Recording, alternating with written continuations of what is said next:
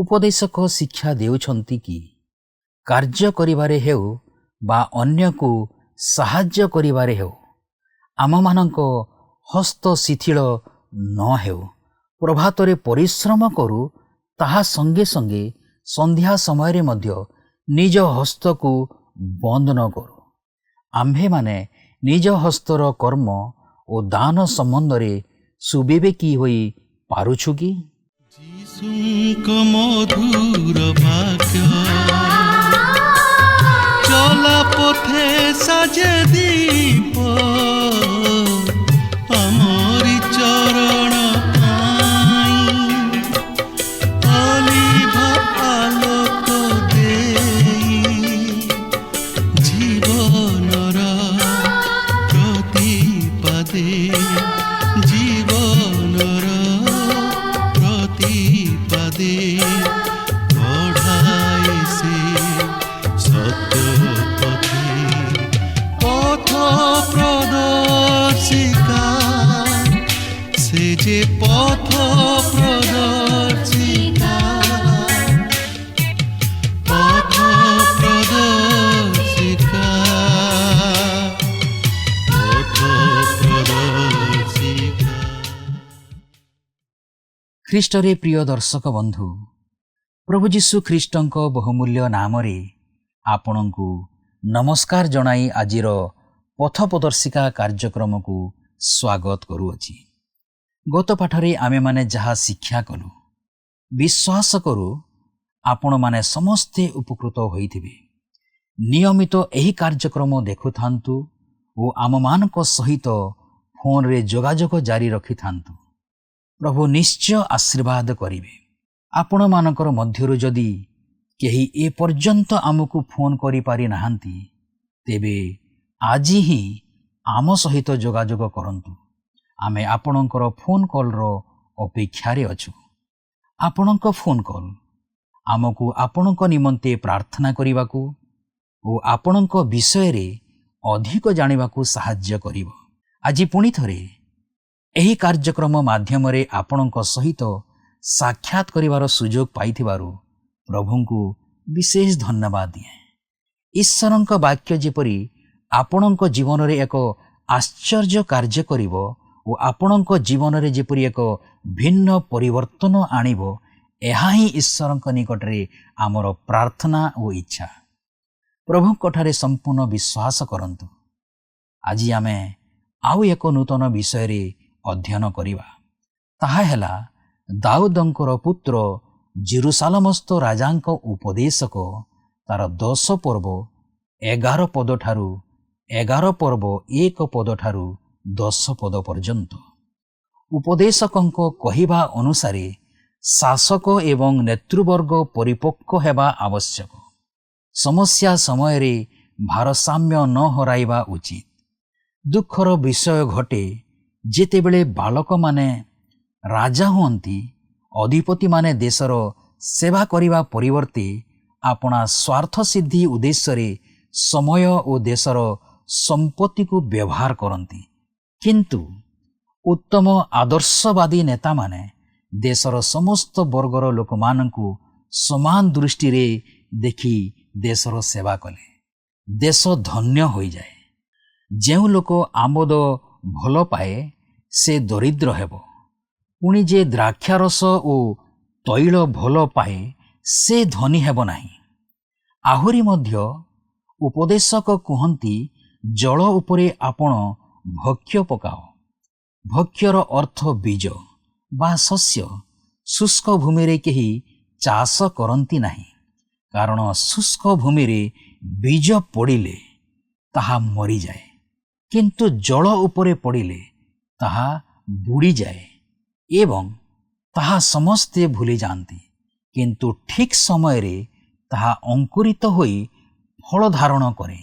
ଠିକ୍ ସେହିପରି ଆମେ ଆମର ସଞ୍ଚିତ ଧନ, ଯାହାକି ସବୁ କାର୍ଯ୍ୟରେ ଆସେ, ଆବଶ୍ୟକ ସ୍ଥାନ ଗୁଡ଼ିକରେ ବୁଣିଲେ ତାହା ଅନେକଙ୍କର ମଙ୍ଗଳ ସାଧନ କରିବ। ତେବେ ଆସନ୍ତୁ ଏହି ବିଷୟରେ ଅଧିକ ଶିକ୍ଷା କରିବା ପୂର୍ବରୁ ଗୋଟିଏ ମନଛୁଆଁ ଭକ୍ତିମୂଳକ ଗୀତ ଶୁଣିବା। ତୁମ ପ୍ରେମ ସ୍ମରିବି ତୁମ ଗୁଣ ମୁଁ ଗାଇବି ତୁମ ସେବା ମୁଁ କରିବି ତୁମ ଆଜ୍ଞା ମୁଁ ମାନିବି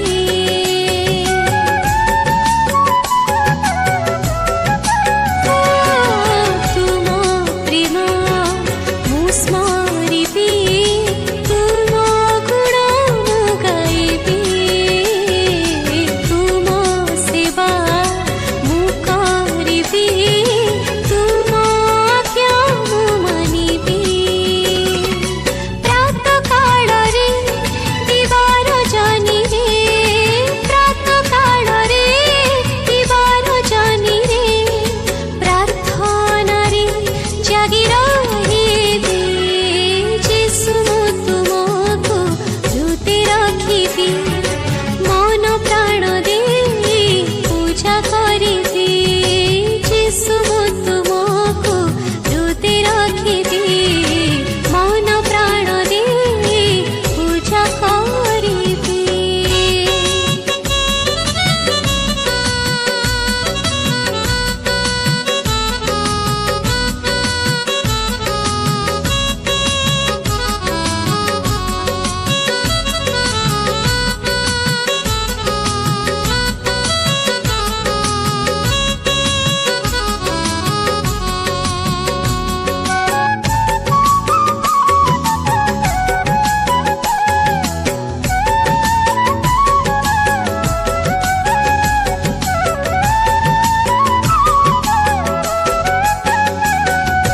ତୁମର ମୁଁ ଶୁଣିବି ତୁମ ବାକ୍ୟ ମୁଁ ପଢ଼ିବି ତୁମ ପଛେ ମୁଁ ଚାଲିବି ତୁମ ବିଧି ମୁଁ ଶିଖିବି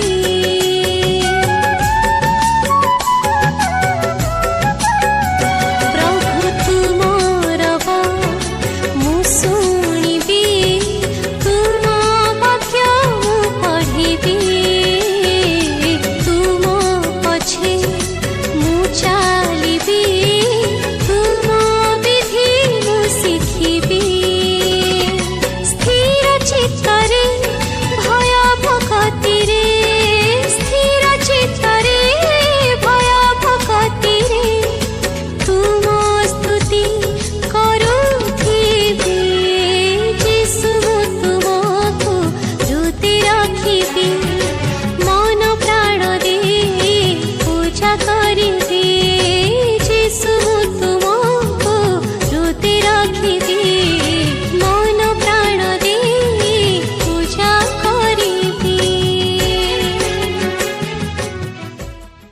ଆସନ୍ତୁ ବର୍ତ୍ତମାନ ଆମେ ପ୍ରଭୁଙ୍କର ବାକ୍ୟ ମଧ୍ୟକୁ ଯିବା। ଆଜି ଆମେ ଉପଦେଶକ 10 ପର୍ବର 11 ପଦରୁ ଆରମ୍ଭ କରି 11 ପର୍ବର 10 ପଦ ପର୍ଯ୍ୟନ୍ତ ଅଧ୍ୟୟନ କରିବା ନିମନ୍ତେ ଯିବା। ତେବେ ଦେଖନ୍ତୁ 10 ପର୍ବର 11 ପଦରେ ଏହିପରି ଲେଖା ଅଛି, ସର୍ପ ମନ୍ତ୍ରମୁଗ୍ଧ ହେବା ପୂର୍ବରୁ କାମୁଡ଼ିଲେ ଗୁଣିଆର କିଛି ଲାଭ ନାହିଁ। ପବିତ୍ର ବାଇବେଲ ମଧ୍ୟରେ ସର୍ପକୁ ଶୟତାନ ଭାବେ ତୁଳନା କରାଯାଏ। ତେବେ ଆପଣ ଯଦି ଆକ୍ଷରିକ ଭାବେ ସର୍ପକୁ ଏ ସ୍ଥାନରେ ରଖନ୍ତି ତାହେଲେ ଆପଣ ଯେତେ ସୁନ୍ଦର ହୋଇଥାନ୍ତୁ ନା କାହିଁକି, ଯେତେ ପଦ ପଢ଼ନ୍ତୁ ନା କାହିଁକି, ସର୍ପ ଆପଣଙ୍କୁ ଦଂଶନ କରିବ ହିଁ କରିବ। ତେଣୁ ଆପଣ ଏଥିପ୍ରତି ସତର୍କ ହେବା ଉଚିତ।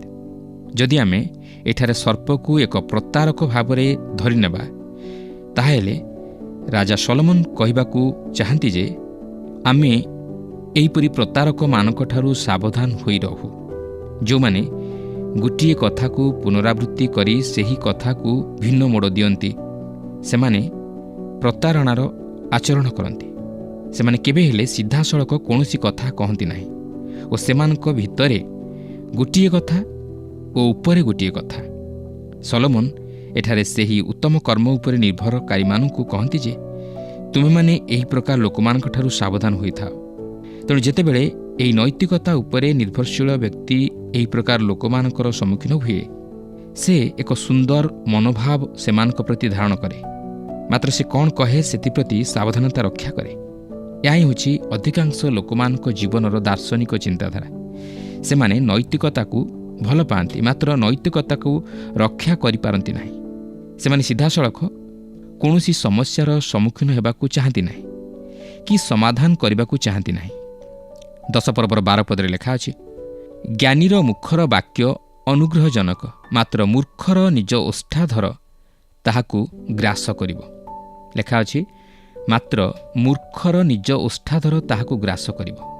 ଏହି କାରଣରୁ ଜଣେ ବନ୍ଧୁତ୍ୱ ସ୍ଥାପନ କରିବାରେ ଓ ଠିକ୍ ବନ୍ଧୁକୁ ପସନ୍ଦ କରିବାରେ ଯତ୍ନବାନ ହେବା ଉଚିତ। କାରଣ ଏପରି ଲୋକମାନେ ଅଛନ୍ତି ଯେଉଁମାନେ କି ଆପଣଙ୍କୁ ବିନାଶ କରିବା ନିମନ୍ତେ ଚେଷ୍ଟା କରିବେ। ଏହିପରି ଲୋକମାନେ ଅଛନ୍ତି ଯେଉଁମାନେ କି ସର୍ପ ପରି ଆଚରଣ କରନ୍ତି।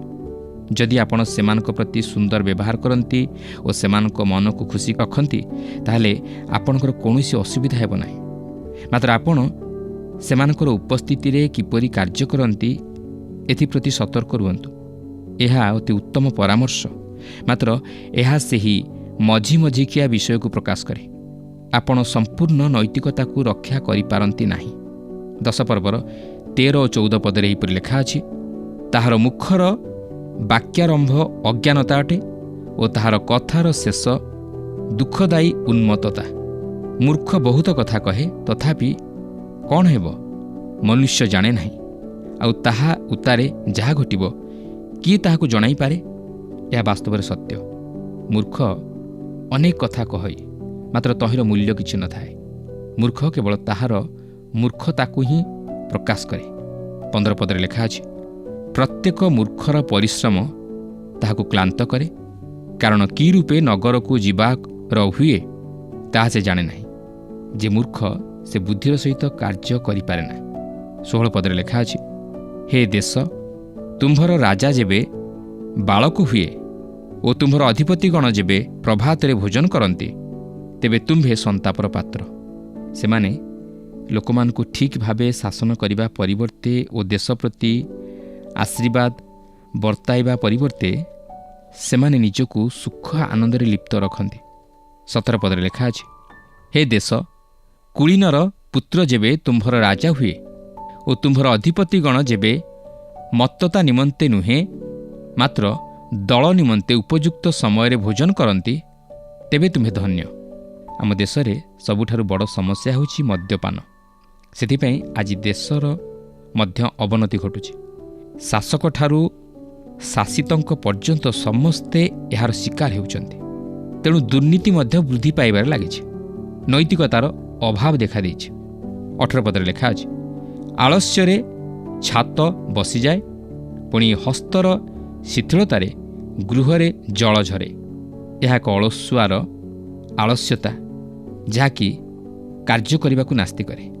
ବର୍ତ୍ତମାନ ଆପଣ ଦେଖିବେ, କର୍ମ କରିବାକୁ କେହି ଇଚ୍ଛା କରନ୍ତି ନାହିଁ, ମାତ୍ର ଅତି ସହଜ ଉପାୟରେ ଅର୍ଥ ରୋଜଗାର କରିବାକୁ ଚାହାନ୍ତି। ସେମାନଙ୍କର କାମ କମ୍, ମାତ୍ର କଥା ବେଶୀ। ଏହାପରେ 19 ପଦରେ ଲେଖା ଅଛି, ହାସ୍ୟ ନିମନ୍ତେ ଭୋଜ ପ୍ରସ୍ତୁତ ହୁଏ, ପୁଣି ଦ୍ରାକ୍ଷାରସ ଜୀବନ ଆନନ୍ଦିତ କରେ। ଧନ ସବୁ କାର୍ଯ୍ୟରେ ଆସେ। ଅନେକ ଧନୀ ଲୋକ ମଝି ମଝିକିଆ ଜୀବନ ବିତାଇବାକୁ ଚାହାନ୍ତି। ସେମାନେ ଉଭୟ ପକ୍ଷରେ ଥାନ୍ତି। ସେମାନେ ଉଦାର ଭାବ ପୋଷଣ କରିବାକୁ ଚାହାନ୍ତି ଓ ରକ୍ଷଣଶୀଳ ମଧ୍ୟ ହେବାକୁ ଚାହାନ୍ତି। 20 ପଦରେ ଲେଖା ଅଛି, ରାଜାକୁ ଅଭିଶାପ ଦିଅ ନାହିଁ, ନା ମନେ ମନେ ହିଁ ଦିଅ ନାହିଁ। ଆଉ ଧନୀକି ଆପଣା ଶୟନ ଗୃହରେ ଅଭିଶାପ ଦିଅ ନାହିଁ, କାରଣ ଶୂନ୍ୟର ପକ୍ଷୀ ସେହି ରବ ଘେନିଯିବ ଓ ପକ୍ଷଧାରୀ ସେ କଥା ଜଣାଇଦେବ। ଆମେ ରାଜା ଓ ଶାସନକର୍ତ୍ତାମାନଙ୍କୁ ସମ୍ମାନ ଦେବା ଉଚିତ। ପିତର କହନ୍ତି, ସମସ୍ତଙ୍କୁ ସମାଦର କର, ଭାଇମାନଙ୍କୁ ପ୍ରେମ କର, ଈଶ୍ୱରଙ୍କୁ ଭୟ କର, ରାଜାଙ୍କୁ ସମାଦର କର। ଆସନ୍ତୁ ଏହାପରେ 11 ପର୍ବ ମଧ୍ୟକୁ ଯିବା। ଏହି 11 ପର୍ବଟି ନୈତିକତାକୁ ଓ ଉତ୍ତମ କର୍ମକୁ ସମର୍ଥନ କରୁଥିବା ଲୋକମାନଙ୍କ ପ୍ରତି ଅତି ଉତ୍ତମ ବିଷୟ ଅନୁକରଣ କରିବା ନିମନ୍ତେ ପ୍ରଦାନ କରେ, ଯେଉଁମାନେ କି ଏକ ଉତ୍ତମ ଜୀବନଯାପନ କରିବାକୁ ଚାହାନ୍ତି ଓ ଏକ ମଝି ମଝିକିଆ ଜୀବନଯାପନ କରିବାକୁ ଚାହାନ୍ତି। ଶୀତଳ ନୁହେଁ କି ଉଷ୍ମ ହିଁ ନୁହେଁ, ବାମକୁ ନୁହେଁ କି ଦକ୍ଷିଣକୁ ନୁହେଁ। ଦେଖନ୍ତୁ 11 ପର୍ବର ପ୍ରଥମ ପଦରେ ଏପରି ଲେଖା ଅଛି, ତୁମ୍ଭେ ଜଳ ଉପରେ ଆପଣା ଭକ୍ଷ୍ୟ ପକାଅ, କାରଣ ଅନେକ ଦିନ ଉତ୍ତାରେ ତାହା ପାଇବ। ଉତ୍ତମ କର୍ମ କରିବାରେ ଭୟଭୀତ ହୁଅନ୍ତୁ ନାହିଁ, ଯଦିଓ ତହିଁର ପୁରସ୍କାର ମିଳିବାରେ ବିଳମ୍ବ ଘଟିପାରେ। 11 ପର୍ବର 2 ପଦରେ ଲେଖା ଅଛି, 7 ଜଣକୁ ବରଞ୍ଚ 8 ଜଣକୁ ଅଂଶ ବିତରଣ କର, କାରଣ ପୃଥିବୀରେ କି ବିପଦ ଘଟିବ ତାହା ତୁମ୍ଭେ ଜାଣ ନାହିଁ। ଯେତେବେଳେ ଆପଣ ଉତ୍ତମ କର୍ମ କରୁଅଛନ୍ତି, ଆପଣ ଏକରୁ ଅଧିକ ଜଣକୁ ସାହାଯ୍ୟ କରିବା ନିମନ୍ତେ ନିଶ୍ଚିତ ହୁଅନ୍ତୁ। ଅଳ୍ପ କେତେକଙ୍କୁ ସାହାଯ୍ୟ କରନ୍ତୁ, କାରଣ ପରେ ଆପଣ ସମ୍ଭବତଃ ନିଜେ ସମସ୍ୟାରେ ପଡ଼ିଯାଇପାରନ୍ତି। ମାତ୍ର ଅନେକ ଲୋକ ଥିବେ ଯେଉଁମାନେ କି ଆପଣଙ୍କୁ ସାହାଯ୍ୟ କରିବା ନିମନ୍ତେ ଇଚ୍ଛା କରୁଥିବେ। ଏହି ବିଷୟ ଉପରେ ଭିତ୍ତି କରି ପ୍ରଭୁ ଯୀଶୁ ଏକ ଦୃଷ୍ଟାନ୍ତ କହିଥିଲେ, ଯାହାକି ଲୁକ 16 ପର୍ବରେ ଲେଖା ଅଛି। 11 ପର୍ବର 3 ପଦରେ ଲେଖା ଅଛି, ମେଘମାଳ ବୃଷ୍ଟିରେ ପୂର୍ଣ୍ଣ ହେଲେ ପୃଥିବୀରେ ତାହା ଢାଳି ଦିଅନ୍ତି। ପୁଣି ବୃକ୍ଷ ଯେବେ ଦକ୍ଷିଣ କି ଉତ୍ତର ଦିଗରେ ପଡ଼େ, ତେବେ ଯେଉଁ ସ୍ଥାନରେ ପଡ଼େ ସେହି ସ୍ଥାନରେ ରହିବ। ସେଠାରେ କ'ଣ କହନ୍ତି? ସେ କହିବାକୁ ଚାହାନ୍ତି ଯେ ଆପଣ ଏକ ସିଦ୍ଧାନ୍ତରେ ଉପନୀତ ହେବା ପୂର୍ବରୁ ପ୍ରଥମେ ପରିସ୍ଥିତି ବିଷୟରେ ଆପଣଙ୍କର ସ୍ପଷ୍ଟ ଧାରଣା ରହିବା ଉଚିତ। ତା ନହେଲେ ଏହା ପରେ ତହିଁର ପରିବର୍ତ୍ତନ ବଡ଼ କଷ୍ଟକର ହେବ। 4 ପଦରେ ଲେଖା ଅଛି, ଯେଉଁ ଲୋକ ପବନକୁ ଅନାଏ ସେ ବୁଣିବ ନାହିଁ, ଓ ଯେଉଁ ଲୋକ ମେଘକୁ ଅନାଏ ସେ କାଟିବ ନାହିଁ। ତାହା ହେଉଛି, ଆପଣ ଯାହା କିଛି କରନ୍ତି ବୁଦ୍ଧିର ସହିତ କରନ୍ତୁ। ଯଦି ଜଣେ ବ୍ୟକ୍ତି ବିହନ ବୁଣିବାକୁ ଚାହେଁ, ତାହେଲେ ପବନ ବନ୍ଦ ହେବା ପର୍ଯ୍ୟନ୍ତ ଅପେକ୍ଷା କରିବା ତାହା ପକ୍ଷେ ଭଲ ହେବ। ଯଦି ଜଣେ ବ୍ୟକ୍ତି ଶସ୍ୟ ଅମଳ କରିବାକୁ ଚାହେଁ, ତାହେଲେ ସେ ବର୍ଷା ହେବାର ଦେଖିଲେ ଆରମ୍ଭ କରିବ ନାହିଁ। 5 ପଦରେ ଲେଖା ଅଛି, ତୁମ୍ଭେ ଯେପରି ବାୟୁର ଗତି ଅବା ଗର୍ଭବତୀର ଉଦରରେ ଅସ୍ଥି କିରୂପେ ବଢ଼େ ତାହା ଜାଣ ନାହିଁ, ସେପରି ସର୍ବସାଧକ ପରମେଶ୍ୱରଙ୍କ କର୍ମ ହିଁ ଜାଣ ନାହିଁ। ଭ୍ରୂଣର ଗଠନ ଓ ଏକ ଶିଶୁର ଶାରୀରିକ ଜନ୍ମ ଏବେ ବି ଏକ ରହସ୍ୟଜନକ। ଆତ୍ମିକ ପୁନର୍ଜନ୍ମ ଏପରିକି ଏହାଠାରୁ ଅଧିକ ରହସ୍ୟଜନକ। ଆପଣ ଜାଣନ୍ତି ନାହିଁ ଆତ୍ମା କିପରି ବିଚରଣ କରିବେ। ପ୍ରଭୁ ଯୀଶୁ କହନ୍ତି, ବାୟୁ ଯେଉଁ ଦିଗରେ ଇଚ୍ଛା କରେ ସେହି ଦିଗରେ ବହେ, ଆଉ ତୁମ୍ଭେ ତାହାର ଶବ୍ଦ ଶୁଣିଥାଅ, କିନ୍ତୁ ତାହା କେଉଁଠାରୁ ଆସେ ପୁଣି କେଉଁଠାକୁ ଯାଏ ତାହା ଜାଣ ନାହିଁ। ଆତ୍ମାଙ୍କ ଠାରୁ ଜାତ ପ୍ରତ୍ୟେକ ଲୋକ ସମ୍ବନ୍ଧରେ ସେହି ପ୍ରକାର। ତେଣୁ ଅନେକ ବିଷୟ ରହିଅଛି ଯାହାକି ଆମ୍ଭେମାନେ ଜାଣିନାହୁଁ। ତେବେ ମୁଁ ବିଶ୍ୱାସ କରେ ସଲୋମନଙ୍କର କହିବାର ଅର୍ଥ ହେଉଛି, ଯାହା ତୁମେ ଜାଣ ନାହିଁ ତହିଁ ନିମନ୍ତେ ବ୍ୟସ୍ତ ହୁଅ ନାହିଁ, ମାତ୍ର ଯାହା ଜାଣିଛ ତହିଁ ନିମନ୍ତେ ବ୍ୟସ୍ତ ହୁଅ। ଏହାପରେ 11 ପର୍ବର 7 ଓ 8 ପଦରେ ଲେଖା ଅଛି, ପ୍ରକୃତରେ ଆଲୁଅ ସୁଖଦାୟକ, ପୁଣି ଚକ୍ଷୁ ପକ୍ଷରେ ସୂର୍ଯ୍ୟ ଦର୍ଶନ ତୁଷ୍ଟିକର। ହଁ, ଯେବେ ମନୁଷ୍ୟ ଅନେକ ବର୍ଷ ବଞ୍ଚେ, ତେବେ ସେସବୁରେ ସେ ଆନନ୍ଦ କରୁ। ମାତ୍ର ଅନ୍ଧକାରର ଦିନ ସବୁ ସେ ମନେ ରଖୁ, କାରଣ ସେହି ଦିନ ସବୁ ଅନେକ ହେବ। ଯାହା ଯାହା ଘଟେ ସବୁ ଅସାର। ପ୍ରିୟ ବନ୍ଧୁ, ମନେ ରଖନ୍ତୁ, ଦିନେ ଆପଣ ବାର୍ଦ୍ଧକ୍ୟ ଅବସ୍ଥାରେ ପଦାର୍ପଣ କରିବେ ଓ ବୃଦ୍ଧ ବୃଦ୍ଧାମାନଙ୍କ ନିମନ୍ତେ ଜୀବନ ସୁଖଦାୟକ ନୁହେଁ। କାରଣ ଆମେ ଦେଖୁ ଯେଉଁମାନେ ବୃଦ୍ଧ ବୃଦ୍ଧା, ସେମାନଙ୍କ ଜୀବନ ଅତି ଦୁଃଖଦାୟକ।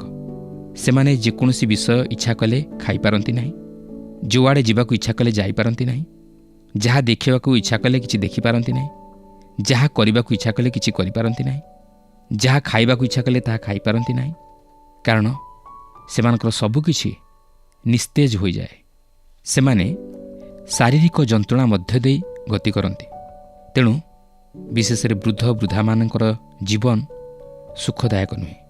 ଏହାପରେ 11 ପର୍ବର 9 ଓ 10 ପଦରେ ଏହିପରି ଲେଖା ଅଛି, ହେ ଯୁବା ଲୋକ, ତୁମ୍ଭେ ଆପଣା ଯୌବନାବସ୍ଥାରେ ଆନନ୍ଦ କର ଓ ଯୌବନ କାଳରେ ତୁମ୍ଭର ଚିତ୍ତ ତୁମକୁ ହୃଷ୍ଟ କରୁ।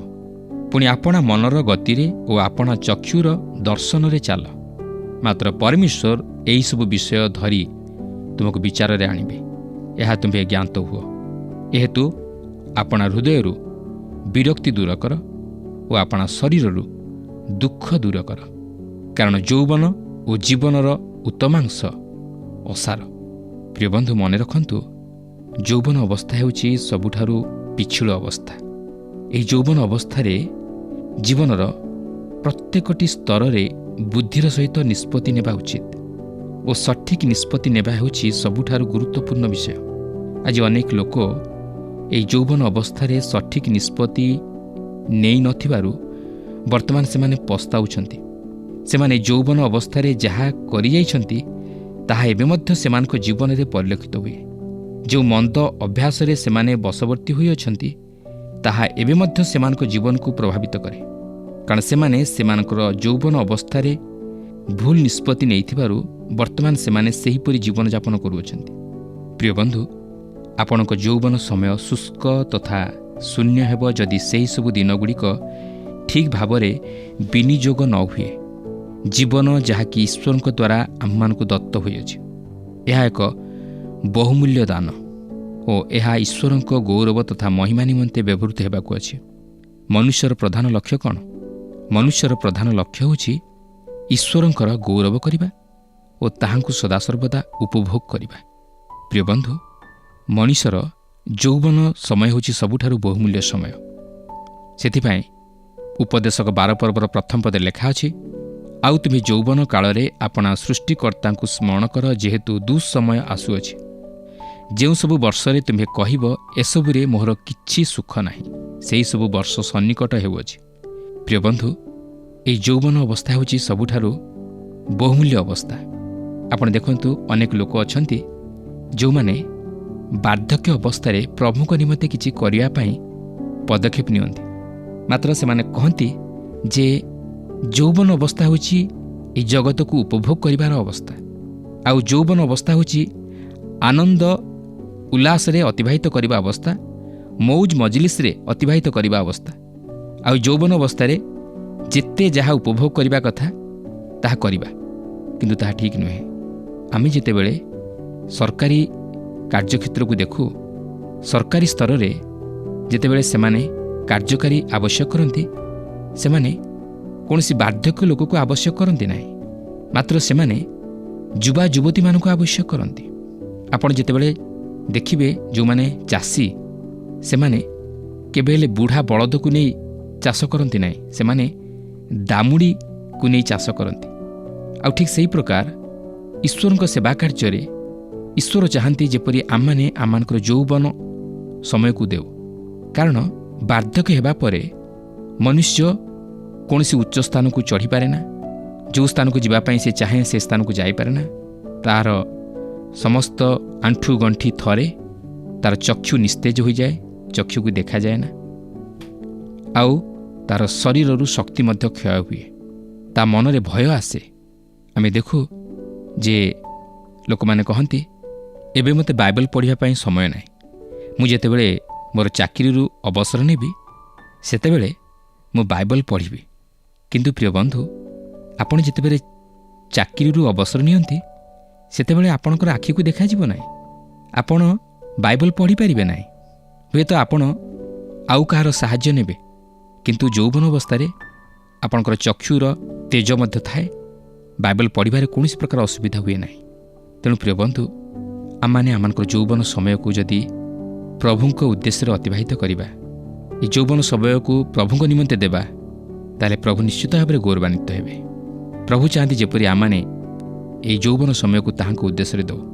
କିନ୍ତୁ ଆଜି ଅନେକ ଯୁବା ଯୁବତୀମାନେ କହନ୍ତି, ଏବେ ମୋର ବୟସ ଅଛି, ଏବେ ମୁଁ ଟିକେ ସବୁକିଛି ଉପଭୋଗ କରେ, এই ଜଗତର କୌଣସି ବିଷୟକୁ ମୁଁ ଉପଭୋଗ କରିପାରିନି, ଯୌବନ ଅବସ୍ଥାକୁ ଟିକେ ଉପଭୋଗ କଲା ପରେ ଯେତେବେଳେ ବୁଢ଼ା ହେଇଯିବି ସେତେବେଳେ ପ୍ରଭୁଙ୍କ ପାଇଁ କିଛି କାର୍ଯ୍ୟ କରିବି, ସମୟ ଦେବି। କିନ୍ତୁ ତାହା ଭୁଲ ଧାରଣା। ଯୌବନ ସମୟ ହେଉଛି କାର୍ଯ୍ୟ କରିବାର ସମୟ। ଏହି ସମୟରେ ଆପଣ ଯାହା କିଛି କରିବା ପାଇଁ ଚାହିଁବେ ତାହା କରିପାରିବେ, କାରଣ ସେହି ସମୟରେ ରକ୍ତ ତେଜ ଥାଏ, ଆପଣଙ୍କ ମନରେ ଭୟ ନଥାଏ। ଯେକୌଣସି କାର୍ଯ୍ୟ କରିବାକୁ ପଡ଼ିଲେ ମଧ୍ୟ ଆପଣ ଅତି ସହଜରେ କରିପାରିବେ।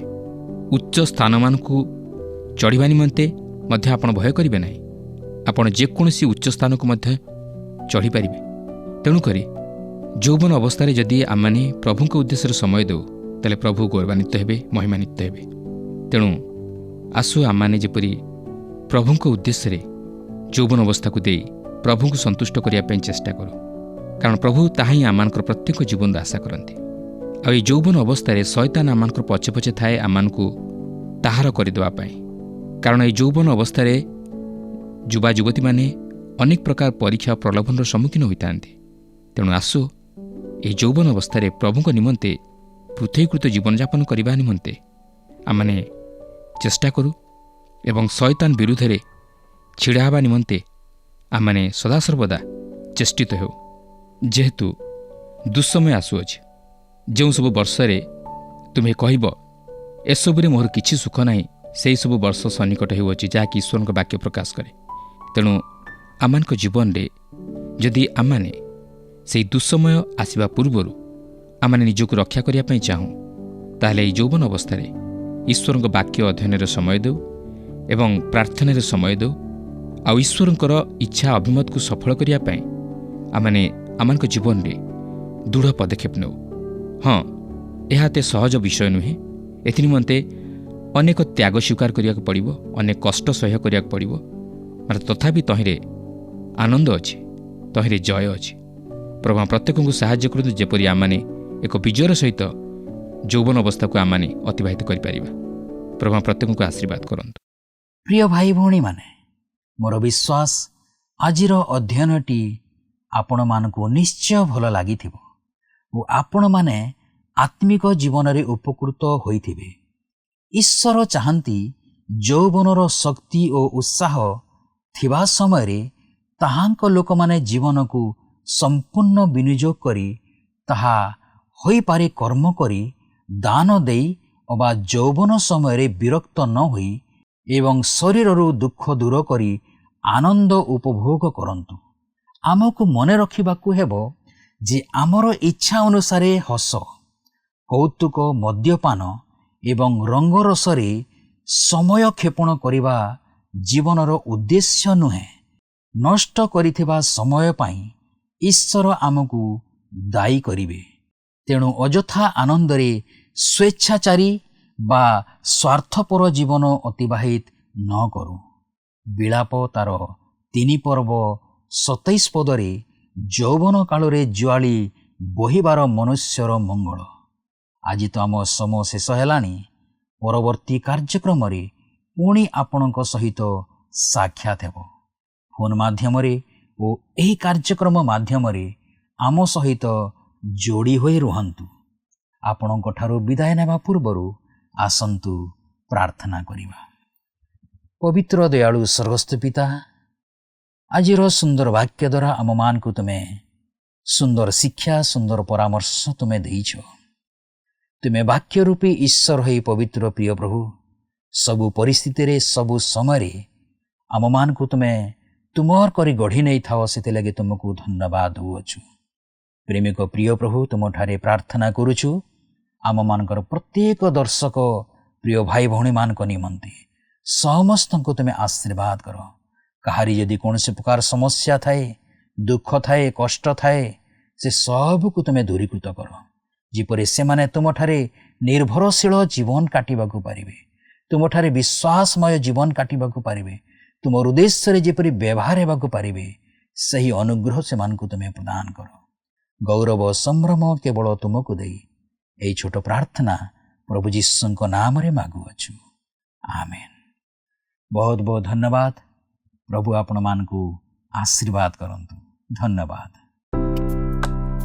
ଗତ ପ୍ରଶ୍ନର ଉତ୍ତରଟି ହେଲା ଏ ଜ୍ଞାନ। ଆଜିର ପ୍ରଶ୍ନଟି ହେଲା ଶୟତାନକୁ କେଉଁ ଜୀବ ଦ୍ୱାରା ତୁଳନା କରାଯାଏ? ଏ ଗଧ, ବି ସର୍ପ, ସି କଙ୍କଡ଼ା, ଡି କୌଣସିଟି ନୁହେଁ।